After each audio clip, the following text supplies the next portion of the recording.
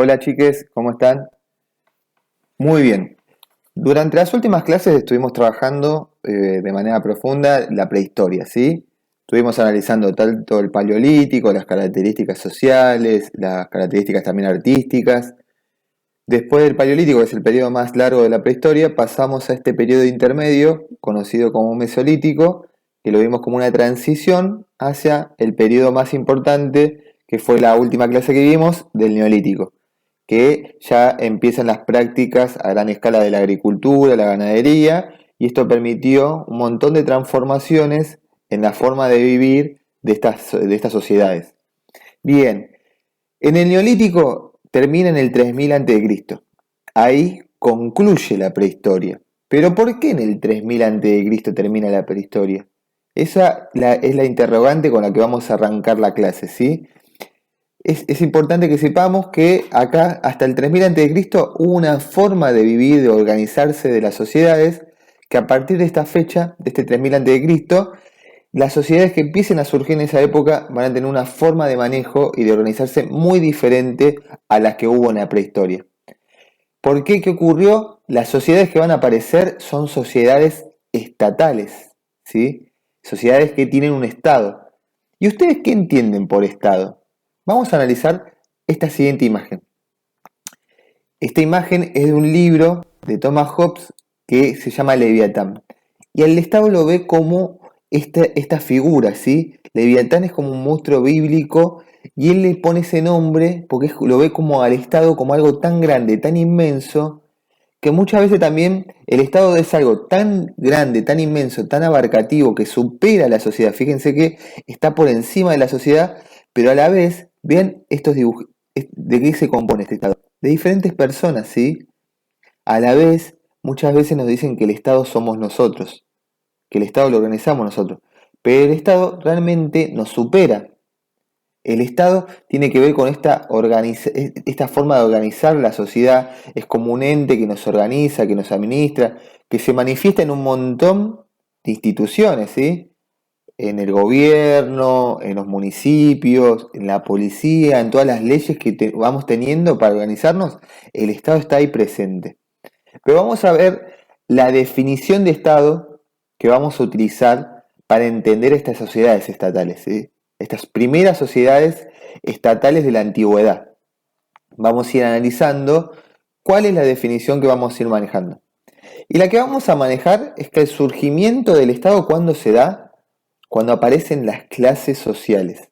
Es decir, fíjense la palabra, clases sociales. O sea que hay grupos distintos, hay clases distintas. ¿Cuáles son las clases sociales que vamos a trabajar? Va a haber una clase dominante, una clase como rica, una clase explotadora. ¿Por qué explotadora? Porque vive, no produce su propio alimento, sino que vive de los demás, de lo que producen los demás. La otra clase, que es la más grande, la mayoritaria, es la clase explotada, dominada o considerada también una clase pobre, ¿sí? La trabajadora. Ahí cuando ya se ven en un estado, cuando se ven estas diferencias entre un grupo dominante, poderoso, rico y otro grupo mayoritario que es trabajadores, pobres, dominados, que sigue las reglas del otro. ¿Y por qué sigue las reglas del otro? Porque surgió este estado. El Estado surgió para que toda la sociedad, tanto ricos y pobres, acepten las reglas de juego de esa sociedad, acepten las leyes, las reglas de cómo se manejan esas sociedades. ¿Y cómo se manejan esas sociedades? Que hay un grupo pequeño que es muy poderoso, que da órdenes a un grupo mayoritario que se encarga de producir los alimentos, de hacer todas las obras de la ciudad, que es dominado por ese grupo pequeño poderoso. Para eso surge el Estado, para lograr que la sociedad acepte esa situación, de que haya explotadores y explotados, ¿sí?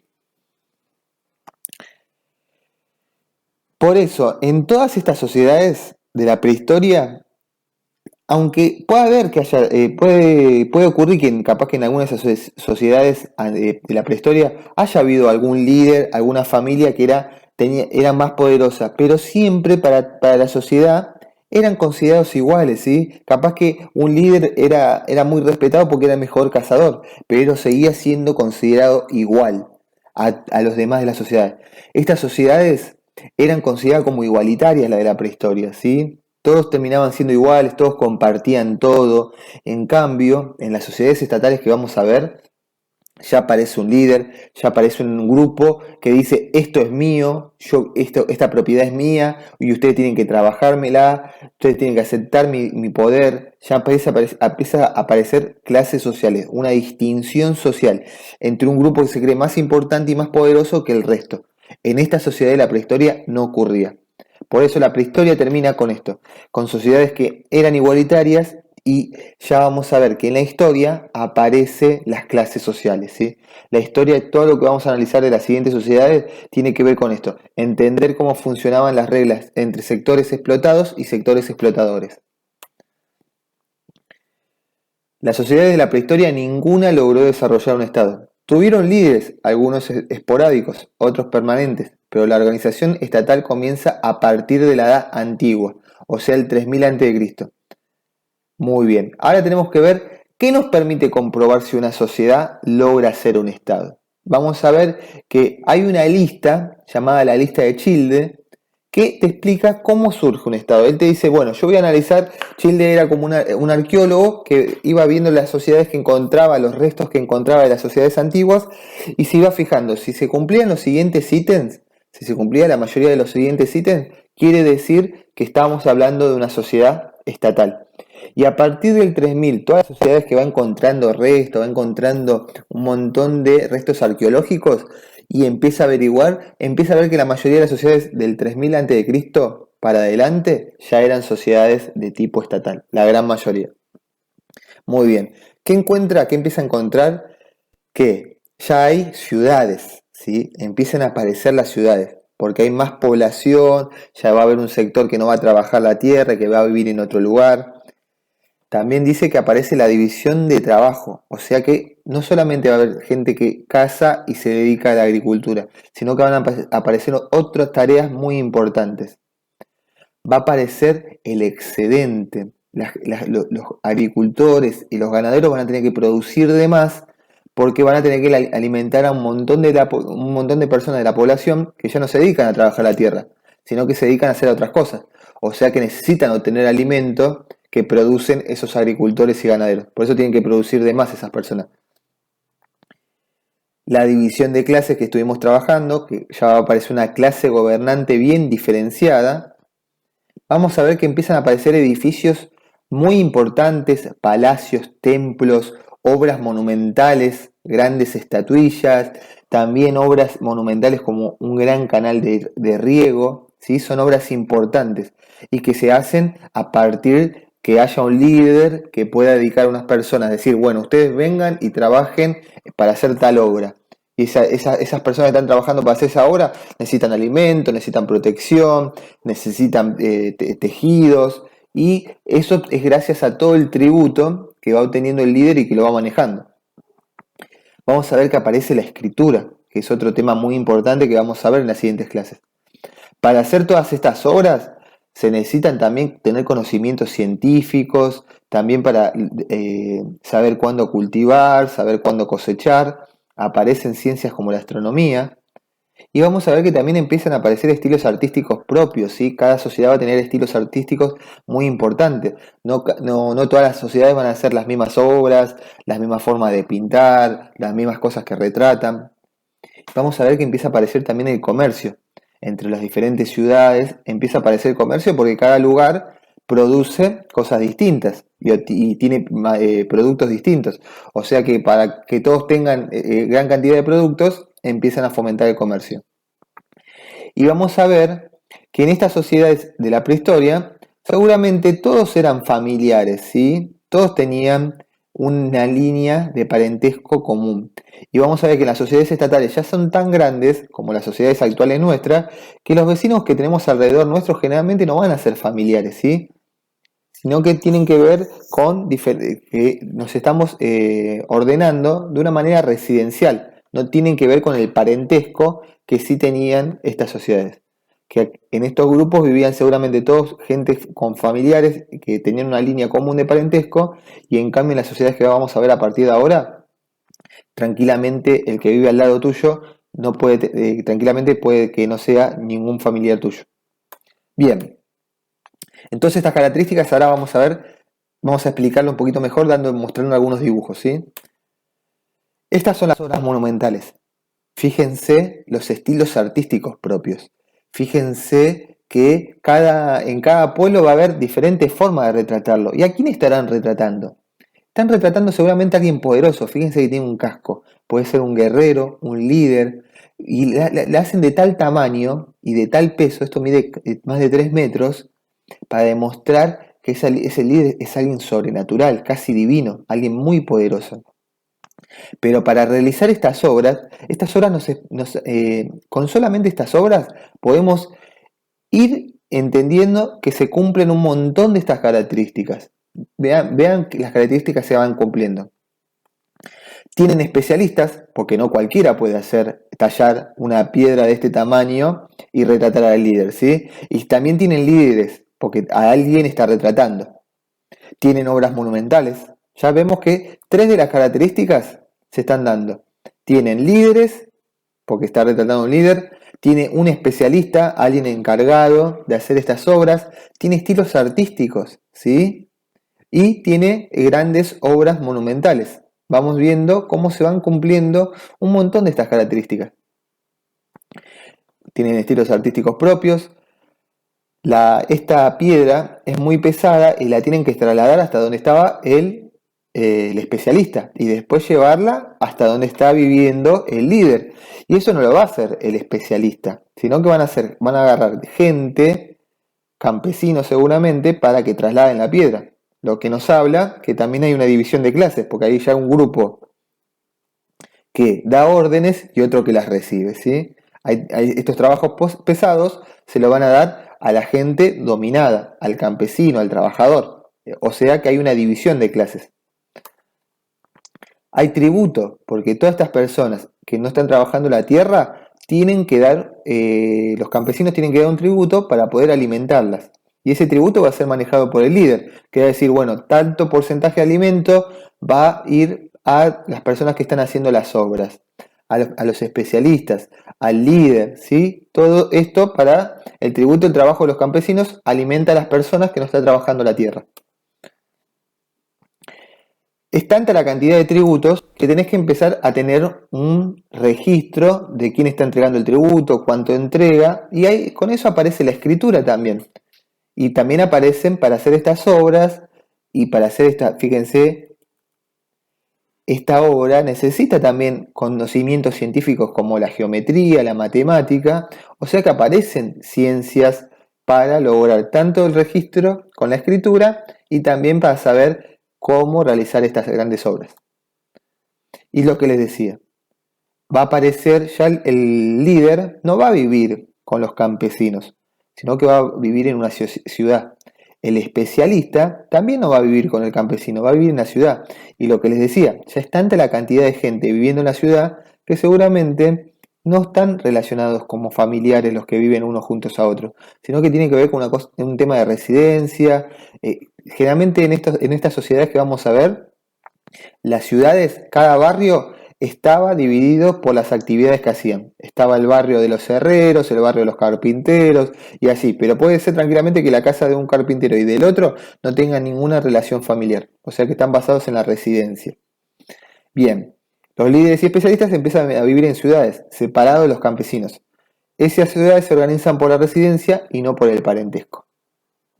Y lo que les comentaba, muchos productos que esos líderes quieren pero no los tienen, saben que los tienen en otras ciudades y van a agarrar productos que ellos tienen, como pueden ser estas obras, y las llevan a un mercado a comerciarlas para obtener otros productos y de esa manera se van intercambiando. Generalmente estos primeros pueblos se organizan los mercados a través del trueque. Cierto producto lo intercambio por otro. Para realizar muchas de sus obras tenían que traer productos de otros lugares, que se obtenían mediante el comercio. Fíjense que solamente con esta obra podemos apreciar un montón de características del Estado, ¿sí? Es así que que creó la lista de Childe puedo identificar que no necesita tener un montón de restos arqueológicos de una ciudad. Simplemente encontrando algún detalle, alguna obra, puedes sacar un montón de datos sobre una ciudad, sobre un estado, sobre una sociedad. Y saber, lograr responder este interrogante. ¿Es un estado o no es un estado? Como vemos, este pueblo, que eran los Olmecas, un pueblo que después vamos a trabajar, con esta obra ya sabemos que tenía una organización estatal. Bien, ya sabemos qué características tiene un Estado. Ahora nos queda saber cómo se logra el pasaje de una sociedad de jefatura igualitaria a una sociedad estatal. Vamos a hacer la siguiente hipótesis.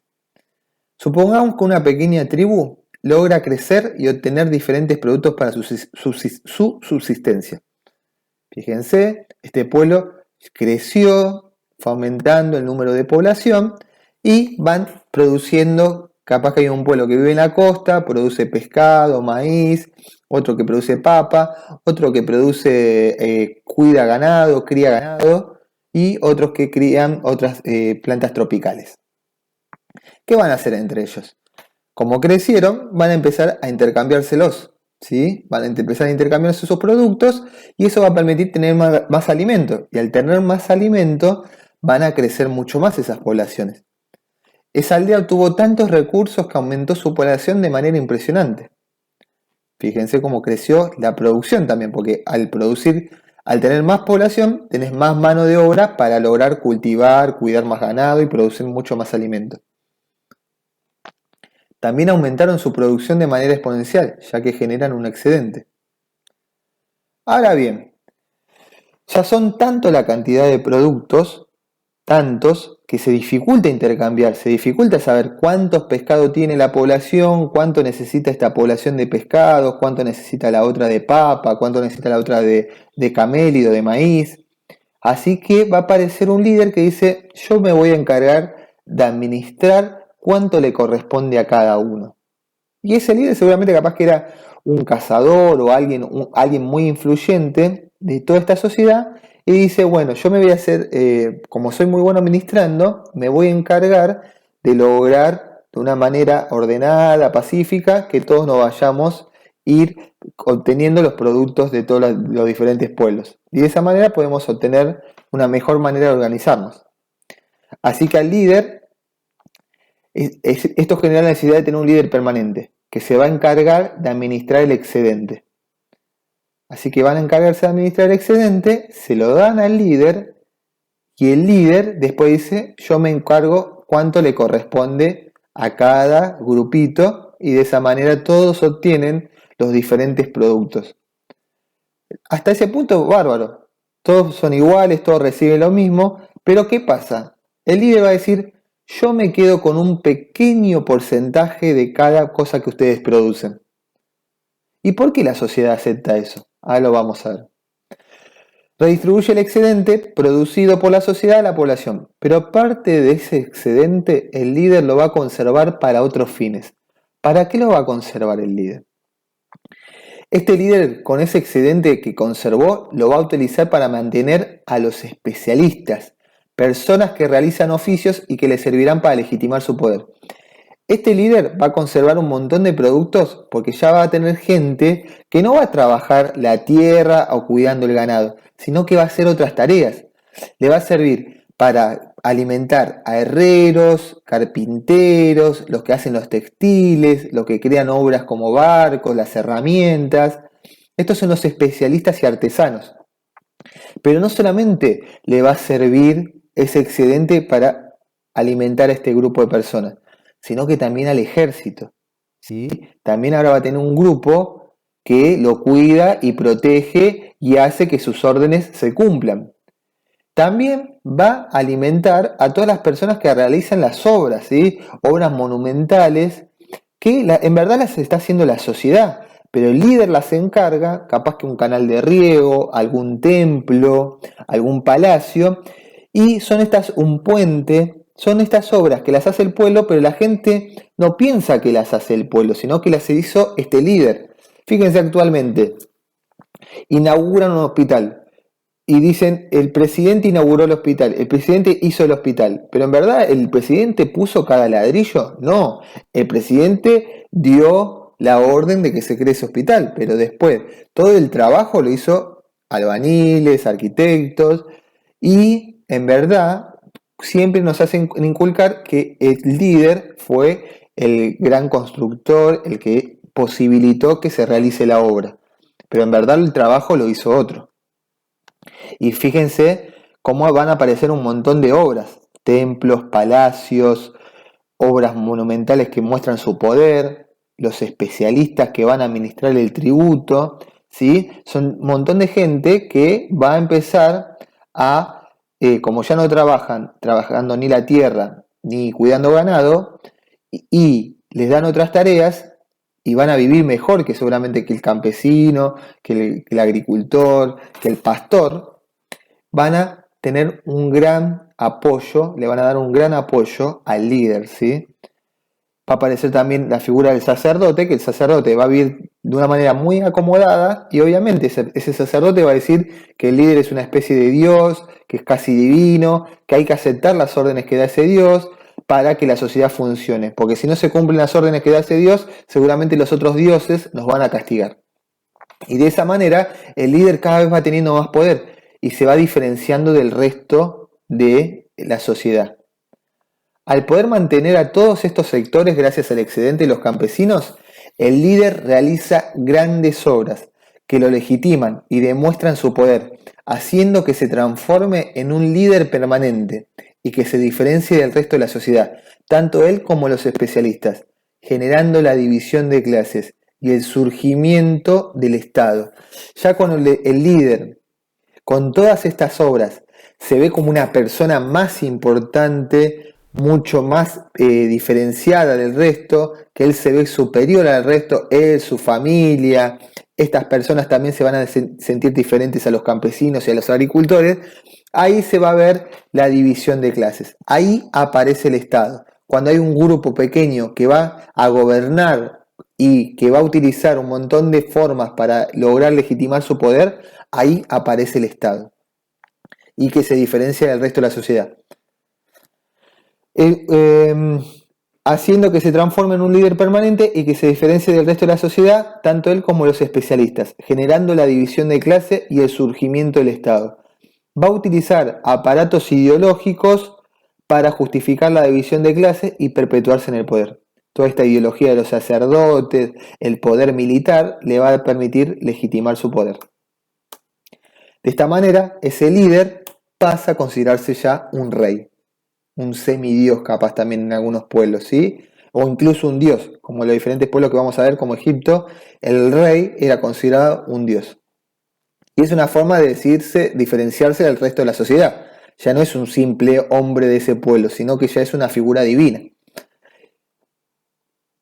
Surge el Estado con la diferenciación de las clases sociales y la pirámide social de los pueblos antiguos.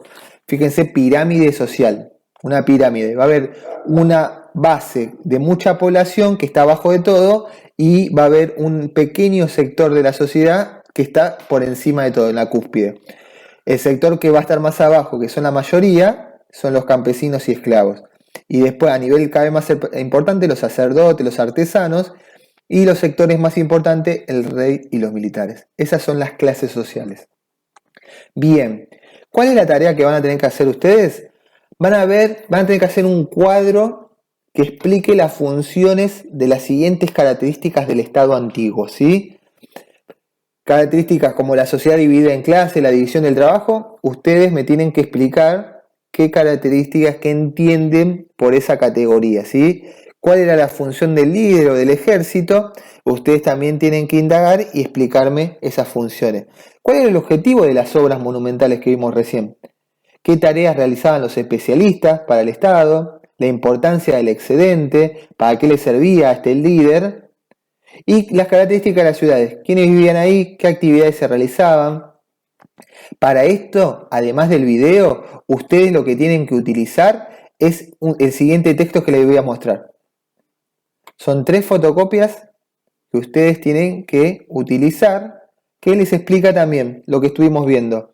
Cómo aparecen las primeras ciudades, cuál era la función del excedente, ¿sí? Cuál era, por qué se logró una división del trabajo, la diferenciación social, los primeros estados, las funciones de las ciudades. Con eso, ustedes van a poder explicarme las diferentes actividades, ¿sí? Poder realizar el cuadro que acá les pido, ¿sí? Con tanto el video y con ese texto van a poder completarlo de una manera muy completa, integrada y poder vincular y entender todas las características del estado. Y ya a partir de las próximas clases vamos a ver diferentes estados que fueron surgiendo. Ya sabemos las características, ahora tenemos que ver cómo esas características se dan en los diferentes polos. Esas serían las actividades. Bueno, espero haber sido claro. Voy a subirlo también a YouTube y a Edmodo esta clase y la actividad que les doy, ¿sí? Así que bueno, estamos hablando. Un abrazo grande.